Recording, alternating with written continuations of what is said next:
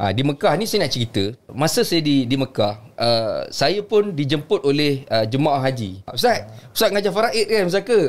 Ustaz bagi kuliah duha. Okeylah, saya pun pergilah buat kuliah duha. Kuliah duha tu 30 minit ni. Lepas tu bila soal jawab tu 1 jam 30 minit soal jawab. Antaranya bila saya sebut cerita barang kemas perhiasan.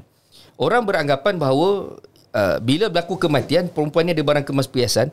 Barang kemas perhiasan ni hanya untuk perempuan saja.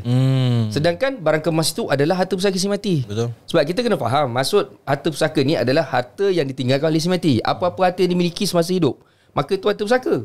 So maka dia ambil tu hanya perempuan saja. Yang lelaki kata apa? Ini barang kemas perempuan ni. So lelaki tak boleh pakai. So dia pakai dia seorang aja. Saya kata kalau jemaah haji kita, jemaah muslimat ada yang buat macam tu, maka kita daripada Malaysia nak datang ke sini buat haji sia-sia je. Allah Ta'ala lontarkan balik apa amalan kita, Allah Ta'ala lemparkan balik. Kita cakap tu. Saya ingatkan tak ada lah, rupanya ada. Ada jemaah muslimat yang menangis. Kita pun duk risau. Aku ni buat program motivasi ke apa kan. Kita duk sembang ni je kan. Habis je saya talk, ada 4 orang muslimat datang. 4 orang muslimat yang datang jumpa saya, menangis-nangis. Dia tanya saya, Ustaz saya nak buat macam mana? Saya kata macam ni lah. Pertama sekali telefon saudara mara kita ataupun waris kita di Malaysia. Pertama sekali minta halal. Kedua, bagi tahu dia kami balik Malaysia, saya bayar balik atau pulang balik.